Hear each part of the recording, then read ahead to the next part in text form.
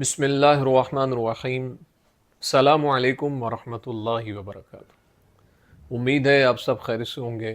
اللہ تعالیٰ مجھے اور آپ کو بہت سی برکتیں عطا فرمائے۔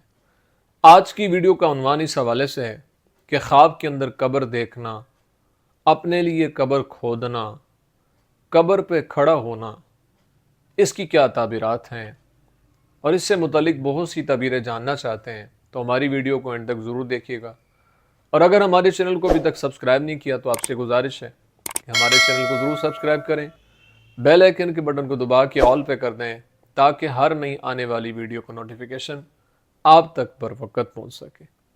اگر انسان خواب کے اندر یہ دیکھتا ہے کہ اس نے اپنے لیے قبر کھودی ہے تو یہ اس بات کی طرف اشارہ ہے کہ دنیا کے معاملات اس پر تنگ ہوں گے، اس لیے اللہ کے حضور اس کو توبہ استغفار کرتے رہنا چاہیے اور اللہ کے حضور دعائیں کرتے رہنا چاہیے۔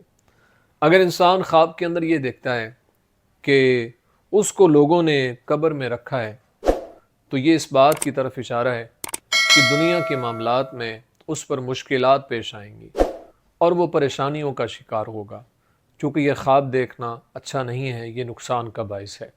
اس لیے اللہ کے حضور اس کو دعائیں کرتے رہنا چاہیے، استغفار کی کثرت کرنی چاہیے اور صدقہ دینا چاہیے، چونکہ صدقہ آنے والی بلاؤں کو ٹال دیتا ہے۔